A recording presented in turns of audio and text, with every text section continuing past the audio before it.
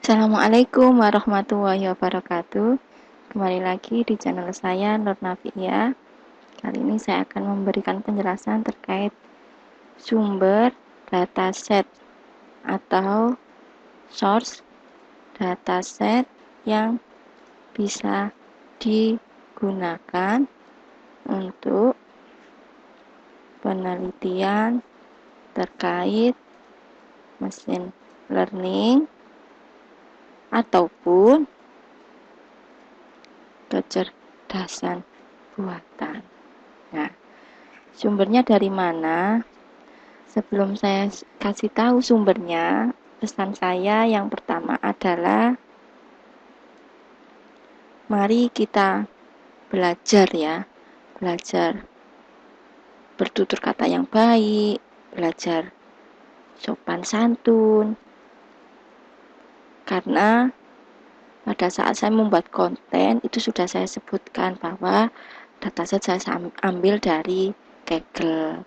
Kayak gitu ada kan di konten-konten saya atau di video saya di channel Nur Nafia itu sudah saya sebutkan dataset saya ambil dari mana. Misalkan kalau saya ambil dari Kaggle ya saya sebutkan dataset dari Kaggle. Ya, kalau saya biasanya intinya saya mengembalikan ke diri saya sendiri. Kalau saya biasanya kalau saya sudah dikasih tahu dataset diambil dari Kaggle ya saya nyari. Oh mana sih Kaggle ini? Saya sebutkan Kaggle ya. Saya nyarinya kayak gini.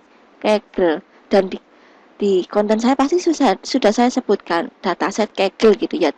Cari aja dulu, kita usaha dulu. Intinya eh, apapun yang kita tulis sekarang kan zamannya semua by teknologi kan sangat-sangat mudah ya, kita cari di browser apa keywordnya udah insya Allah ketemu ya. Kita usaha dulu, jangan langsung menjudge orang ini pelit atau apa, karena memang kita ya menyampaikan intinya itu kita sama-sama belajar gitu.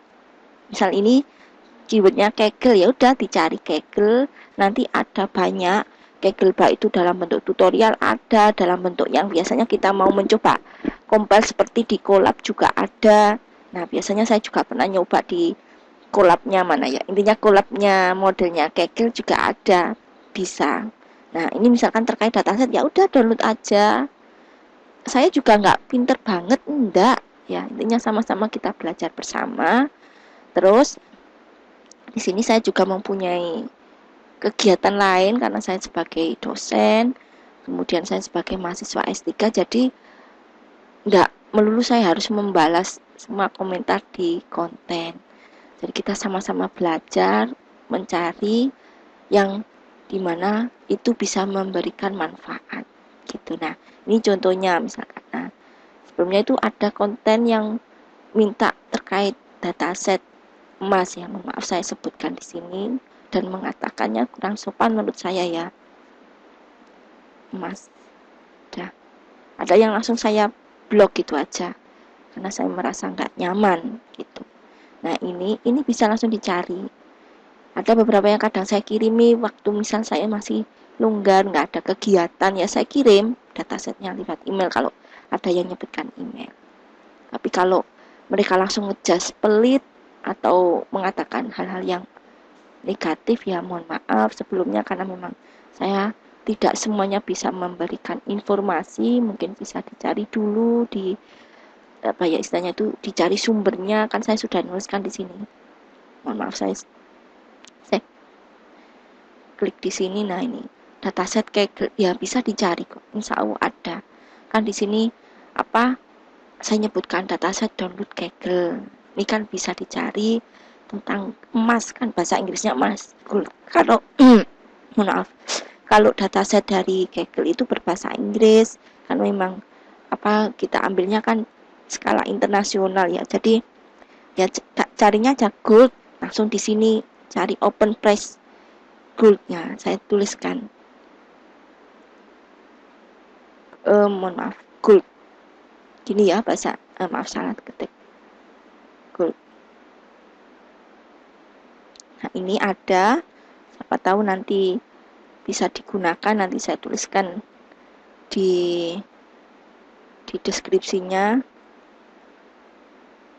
Nah, ini ada open, high, low, terus ya jangan hanya mengandalkan ini ya, minta dan minta. Ya kita sama-sama belajar lah. Nah, di sini banyak sekali dan saya juga lupa sumber yang saya pakai ini tuh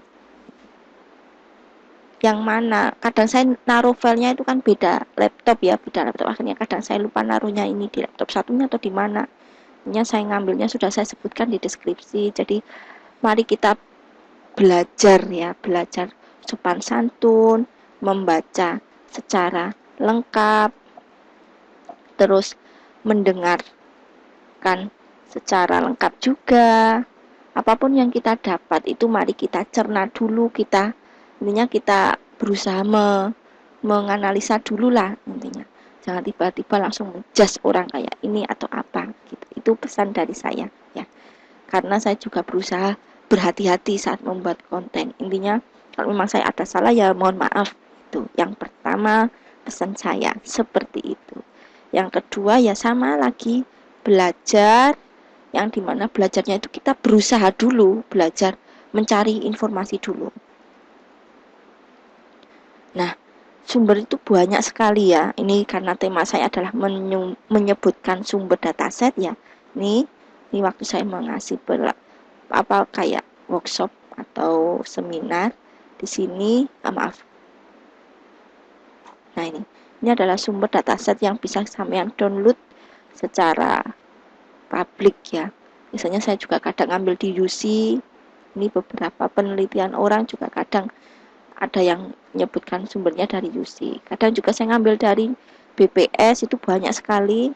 Bisa teman cek di sini. Ini saya anggap ngambil dari sini ya, saya tuliskan di deskripsi sampai saya tunjukkan semua. Dah. Link sumber dataset. Saya tuliskan di sini. Dah, saya simpan terus. Mohon maaf.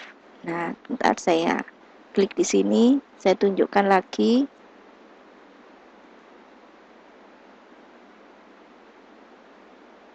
Ya, BPS. Nah, ini beberapa juga saya ngambil dari BPS.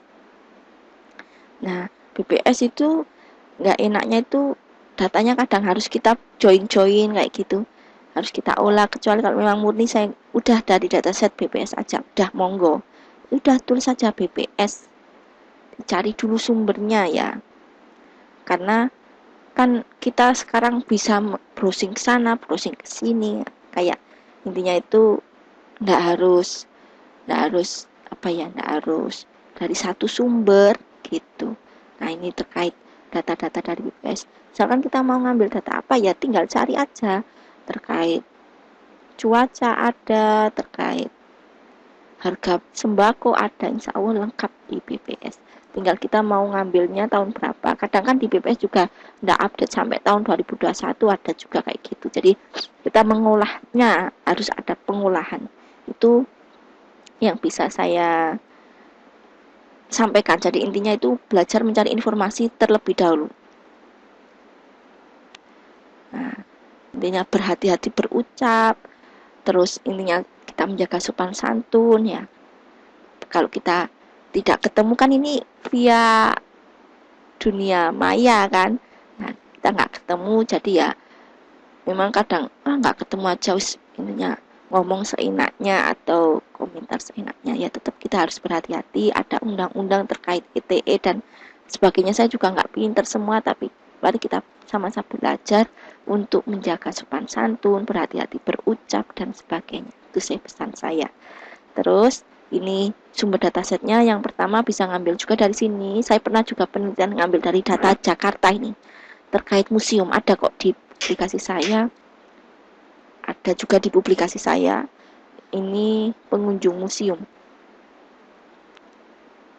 Pengunjung, sebentar ya saya setkan. Nah, ini data dari pengunjung museum, saya tampilkan di sini aja. Nah, ini ngambil dari data Jakarta. Terus ada di publikasinya, ini saya sebutkan publikasinya.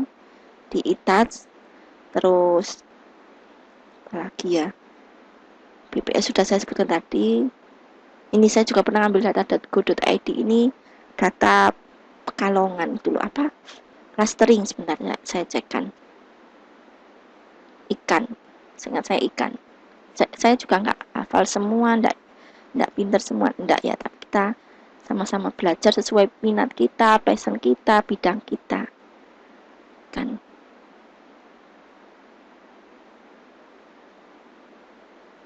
Ini mana saya cekkan.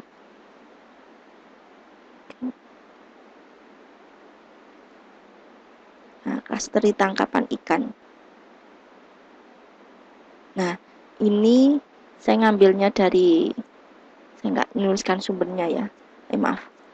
Ini dari data.go.id, saya tunjukkan data.go.id, hasil tangkapan ikan di Pekalongan. Apakah sudah Oh, di sini ada langsung dari pekalongan.go.id. Ini berarti yang terbaru ya. Oh, saya nggak kayak gini datanya. Mohon maaf, saya kembalikan lagi. Data.go.id langsung. Data.go.id,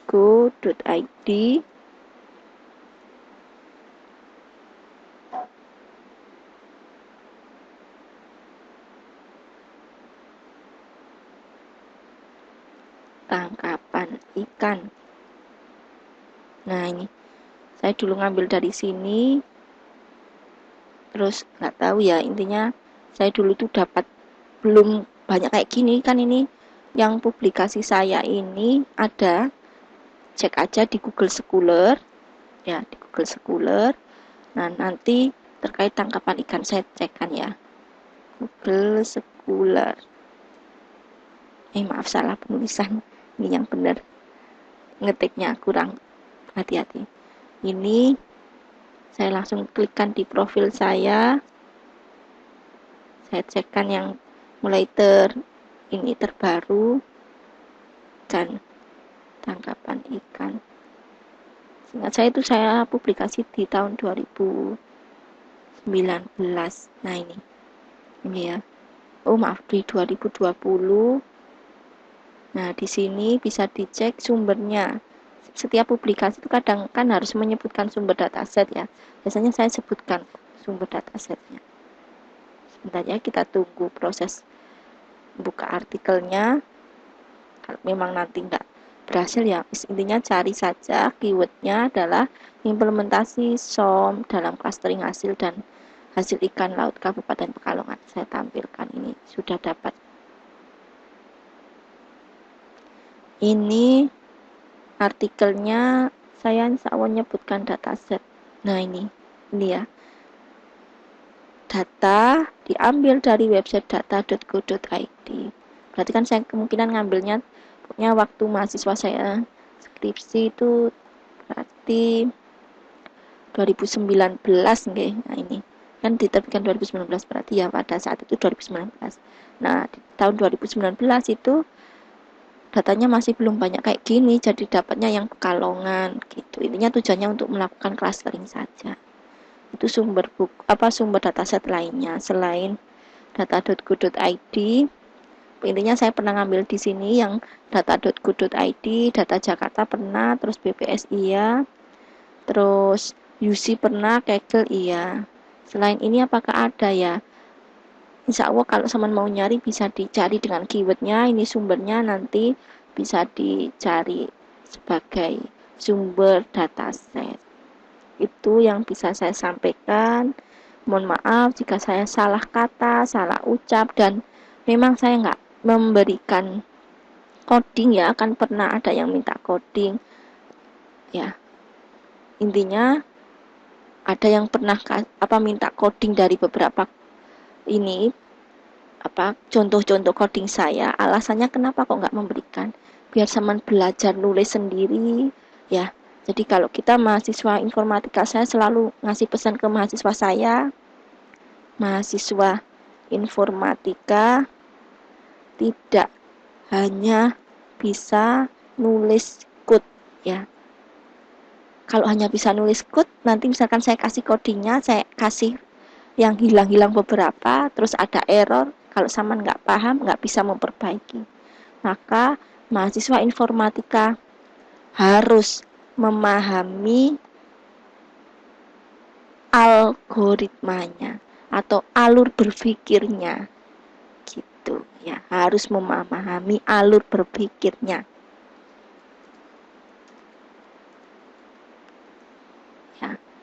Bahasa pemrograman itu hanya cara struktur penulisan, tapi alur pemikiran, alur cara kerjanya itu dari sumber kita. Jadi kita harus punya kayak intinya itu berimajinasi, oh ini caranya ngerjakan kayak gini, gini, gini. Nah, terus bahasa pemrograman itu hanya sebagai struktur, oh penulisannya seperti ini. Jadi nanti saya harus nyari nih, kalau saya mau kayak gini, cara penulisannya apa. Nah, makanya dalam mata kuliah itu namanya algoritma dan pemrograman. Algoritma itu mempelajari gimana cara berpikirnya, pemrograman itu mempelajari bahasa pemrograman. Oh, cara menulisnya, struktur penulisannya, kayak gitu. Kalau Saman hanya bisa nulis code, nanti ada error dari misalkan saya kasih nih coding yang ini misalkan, melakukan training. Saya kasih kesalahan, saya hilangkan ada beberapa poin. Saman nggak bisa memperbaiki. Karena apa? Hanya dapat code-nya saja. Karena saya pengen kita sama-sama belajar. Saya kalau jujur ya, kalau saya belajar awal misalkan saya butuh dulu awal-awal belajar terkait multitask learning, belajar deep learning, itu saya langsung lihat YouTube, lihat dari website, terus saya nyoba. Kadang pernah lihat dari YouTube itu saya pakai PC 2, laptop 2, satunya untuk lihat YouTube-nya, satunya untuk ngoding. Terus kalau ada error saya pahami, oh ini errornya di mana. Karena kita sama-sama belajar ya.